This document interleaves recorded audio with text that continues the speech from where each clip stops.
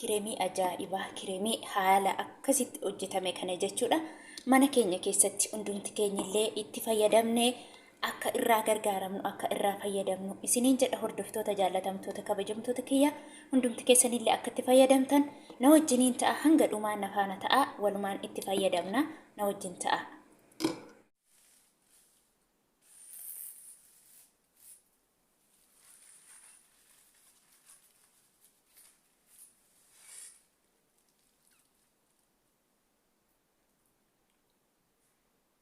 Ashama harka fuunee jaallatamtoota kabajamtoota maatii chaanaal Abeeloof nagaan araarri jaalalli waaqayyoo lafaaf bakka jirtan gola jirtanitti isiniif haa baay'atu. Akkam fayyaa keessanii jirtu ani jira galanni waaqayyoof haa ta'u.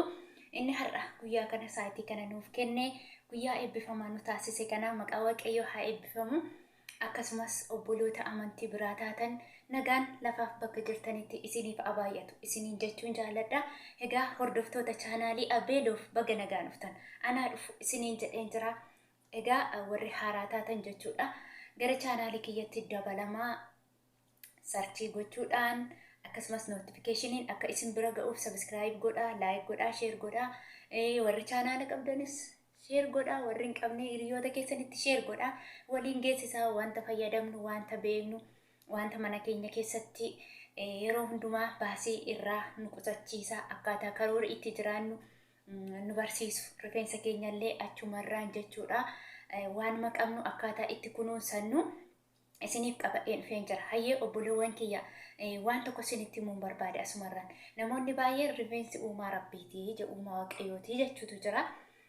Uumaa waaqayyoon naa uume jennee jechuudha. Qaama keenya yoo haa ta'u rifeensa keenya yoo haa ta'u waaqa toonaan uume rabbi toonaan uume jenneetiin yoo gadi ganne innumti sun hin ciraafarfaa jechuudha. Fakkeenyaaf uffata tokko yoo ati miiccee babbareechite keesse bareedama uffatta.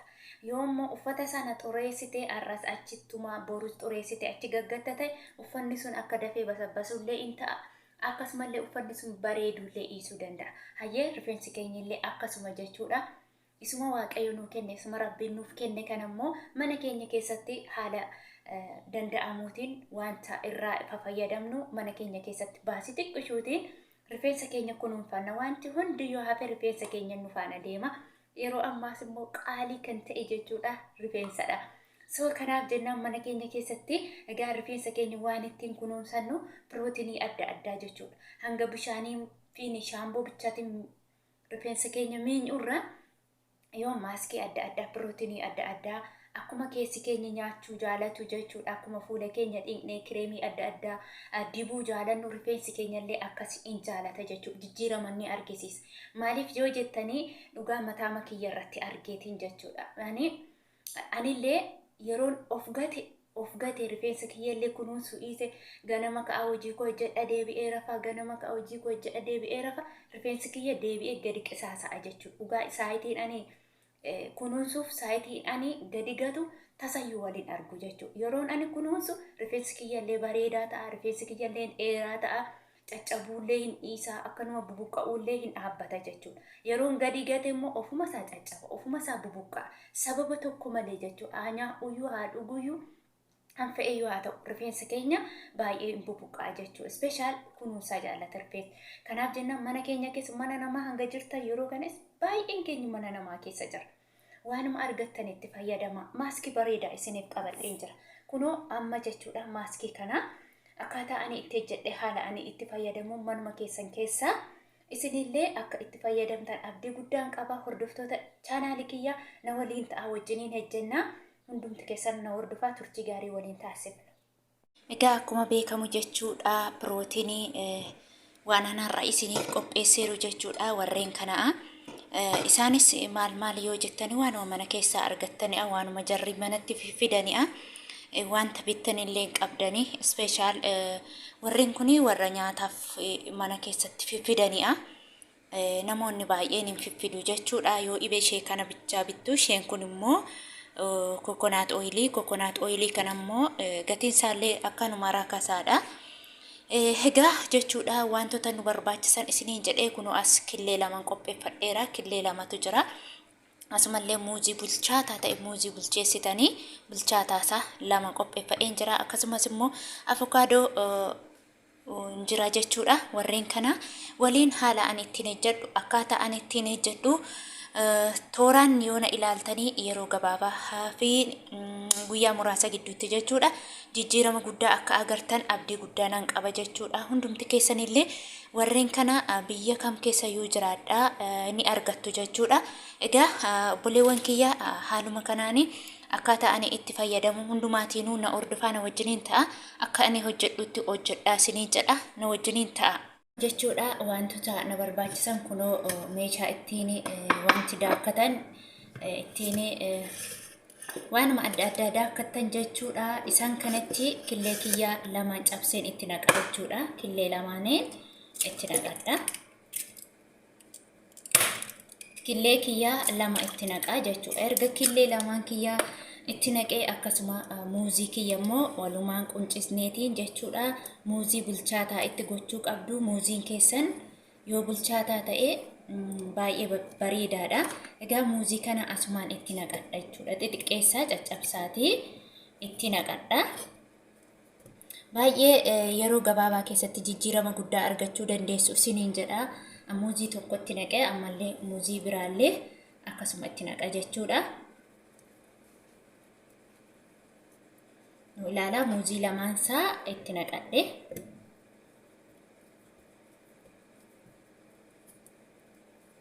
Egaa muuzii kana itti naqadhe jechuudha. Kunoo amma avokaadoos immoo akkaataa itti fayyadama isaa waliin ilaalla. Avokaadoo qola isaa irraatii kaaftu jechuudha. Haala kanaan qola avokaadoo keessanii irraa kaafattu. Akkasittiin avokaadoo irraa kaaftu jechuudha qola isaa. Irra caalaa baay'ee avokaadoon illee osoo bilchaataa ta'ee bareedaa ture. Irra caalaa jechuudha. Bilchaateera garuu baay'ee isaa yoo bilchaate namatti tola jechuudha. Amma jaaratu fidate ana miti han bitate cubbuu jaaratu fide anuma isaanirraa jechuudha. Anuma isaanirraa hiruuf deemee jechuudha. Kun akkasittiin baqaqsitu waan gidduu jirtutu jira. Ishee gidduurraa baaftu jechuudha. No ishee kanatu gidduu jira. Ishee kana gidduurraa baaftanii avokaadoo keessan jechuudha. Kokkottu xiqqeessitanii kokkottu jechuudha. Haala kanaan avokaadoo kokkottu.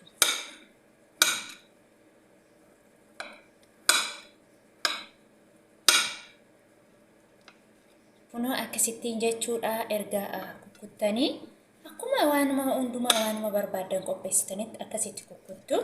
Haala kanaan erga kokkottaniiti ammallee kalaaxatti naqattu jechuudha. Kalaaxatti naqxu.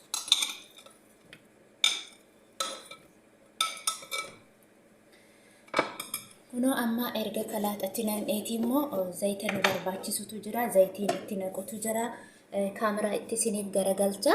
Kunoo amma jechuudha. Kunoo jookii kanatti naqeen jira. Killee kiyyallee, muuzii kiyyallee, avokaadoo kiyyallee asitti naqeen jira. Ergasiitii maal godhaa? Kunoo as ilaalaa kokonaat ooyilii xiqqoo ishee itti naqa jechuudha. Hammuma isinitti tole itti naqachuu dandeessu. Ani haguma na barbaachisa. Kokonaatiin baay'ee barbaachisaadha. Rifeensa keenyaaf baay'ee filatamaadha jechuudha. Egaa walumaan daagnee itti deebina jechuudha. Wajjin daagna.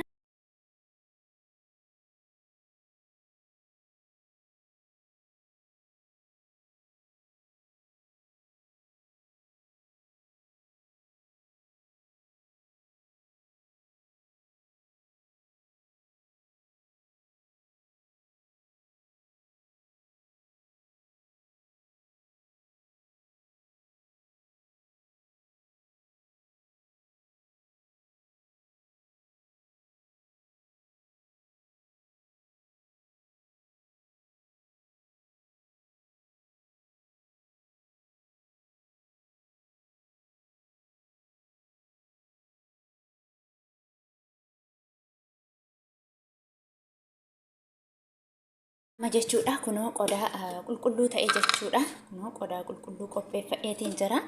Amma yeroo ilaallu jechuudha. Waaw! dhugaa dubbachuuf kireemii ajaa'ibaa ta'eera. Kireema ajaa'ibaa kanaati. Kireemiin keenya jechuudha. Egaa walumaan as ilaalaa kunoo kanatti naqadha. Waaw. Dhugaa rabbiiti baay'ee namatti tola. Baay'ee tokko jechuudha. Baay'ee tokko namatti tola. Keessaa xaraga hunda. Amma kunoo argitanii waan inni fakkaatu jechuudha. Kireemii addaati dhugaa rabbii. Kireemii addaa siniin jedha. Baay'ee tokko namatti tola. Akkaataa itti fayyadama isaa illee walumaan na ordofaati. Walumaan itti fayyadamna jechuudha. Isinuma waliin itti fayyadama na hordofaa na wajjin ta'a. Egaa hordoftoota kiyyaa qoricha ofii nyaannee naman obaasanii naman liqimsiisan jedhanii akka isin amantummaan amantanii itti fayyadamtaniif immoo asumaan itti fayyadame isin argisiisa. Akkaataa ani itti hojjedhe ilaaltanii jirtu. Akkaataa ani itti fayyadamuu fi haala hundumaatiin illee na hordofaa wajjiniin ta'a siniin jedha. Waa baay'ee gammadee jira dhugaa rabbiin siniin jedha. Maaliif yeroo waan hundumaa mana keessatti argadhu gaafa waan akkasii argadhu baasiin baasii tokko illee qabu jechuudha. Achi keessa zayitii bichaan bitee zayitii kana bichaa bitee waan ta'eef hedduun gammada. Maaliif hin gammada? Naa ta'ee jira. Ammachuudha diba'ee isin argite rifeensa keessa yeroo hundumaa haala akkasiin filuu qabdu siniin jedheera. Akkasittiin akka rifeensi keessan hin bubuqqaaneef baay'ee isin fayyada. Mushuxiin kun baay'ee bareedaadha jechuudha. Rifeensi keessan akka isin jalaan harkifamne jechuudha. Qarqaratti suuta jettanii haala kanaan akkasittiin filattu. Kanaaf mushuxii gurguddaatti fayyadamaa malee mushuxii xixiqqoo san hin fayyadamina. Egaa hordoftoota kiyya amma walumaan dibanna jechuudha. Dhugaa kireemii ajaa'ibaati. Rabbii koo baay'ee namatti tola. Baay'ee tokko yalla jalqabuuf 1 2 3.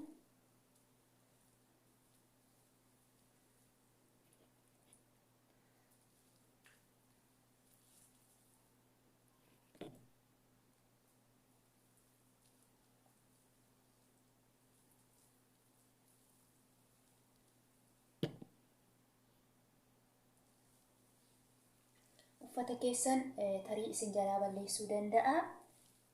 Kanaaf immoo jechuudha rifeensa keessan gargar saaqaatti dibaa. Gargar. Akkasittiin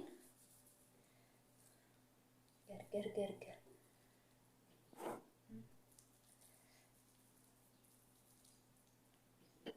Saaqaatiin hunda isaa keessa jechuudha.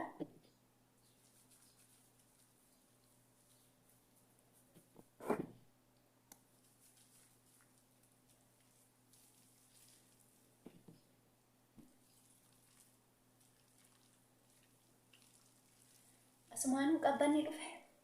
Girri isaa asumaanuu namatti qabbanaa dhugaa rabbii baay'ee natti qabbanaa. Waa hedduu jaaladha dhugaa. Rifeensa kootti waan adda dibuu hedduu tokko jaaladha. Nan gaabbasa duriiyyuu jechuudha. Baay'ee gaabbaa tureera. Maaliif dhugaa rabbii akka zayitiin jiru hin beekun ture dur. Waaw.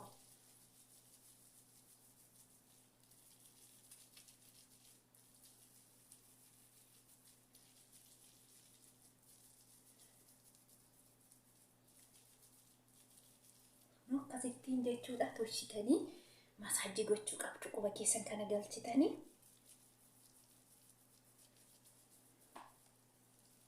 buqqee isaallee rifeensa isaallee akkasittiin dabala xiqqoo ishee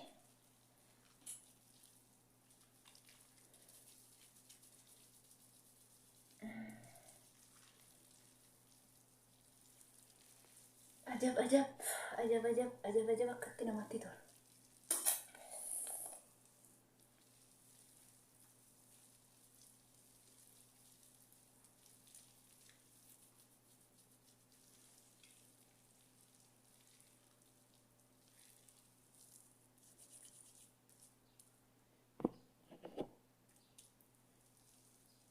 Namatti hin tolu dhugaadhaan hedduu tokko natti tola. Yeroo akkasitti dibatan jechuudha baay'ee tokko namatti jedha. Hundumti keessan akkaataa ani dibadhu kanaan dibattu. Kun akkasittiin egaa akkas masaajii gootanii tolchitanii masaajii gochuu qabdan viidiyoo waan ani jedhu daddafee godha malee jechuudha. Kun haala kanaan waaw dhugaa rabbii kan namatti toluyyuu maashaallah haaluma kanaan jechuudha. Akkasittiin walitti qaba.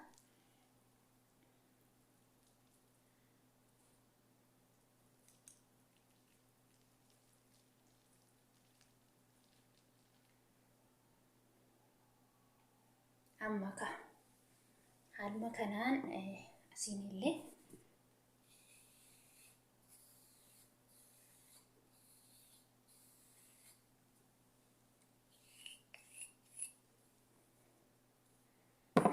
kanallee jechuudha. Haaluma kanaan dibaa.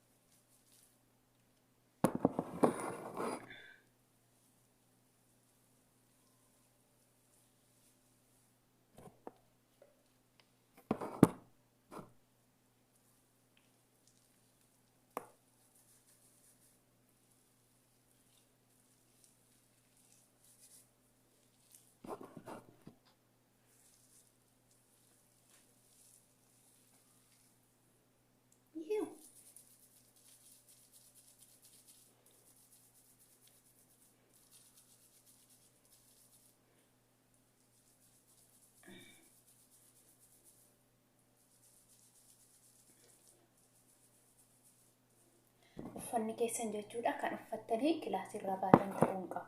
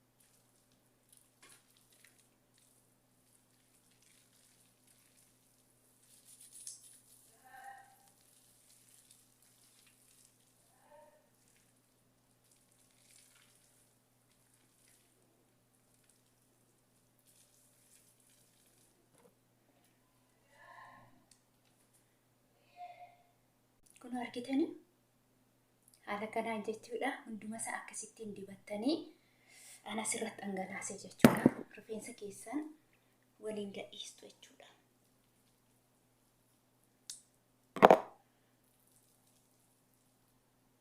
Amma akkasittiin argitanii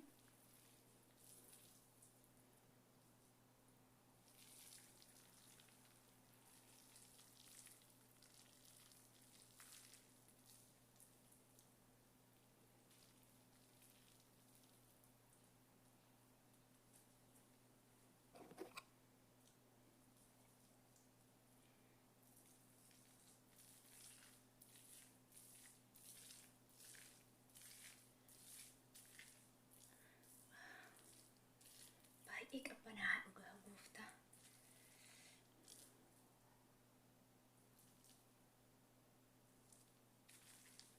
Akkasittiin jechuudha.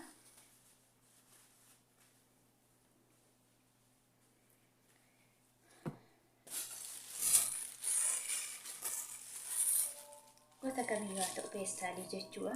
Addanni ta'ee jira. Egaa jechuudha peestaalii akka kanaa waan barbaadanii yoo ta'u peestaalii bakka alaarraa uffamu barbaadee yoo ta'u jechuudha.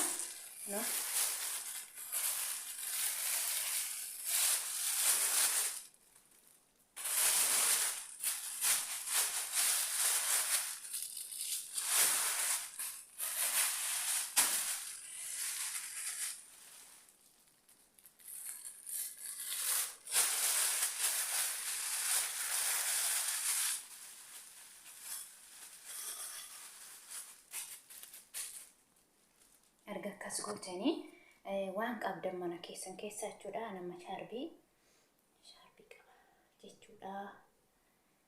Gaafa rifeensa kootti waa tokko godhadhuun itti shaffanadha jechuudha.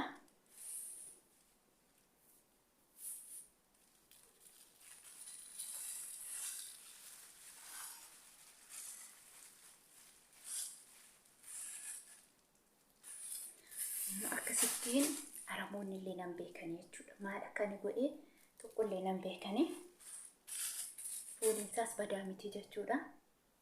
Amma akkasittiin yaa'u isarratti immoo hijaaban qaba. Hijaabatti uffatan hijaaba koo uffadhe nagaa fakkaadheen isaanirraa achi gooraa as gooraa achi gooraa hojii kiyya ejjistadhe saayitiin tokko yeroo gahu aqee miiccadha jechuudha. Saayitii tokko ofirra tursitu.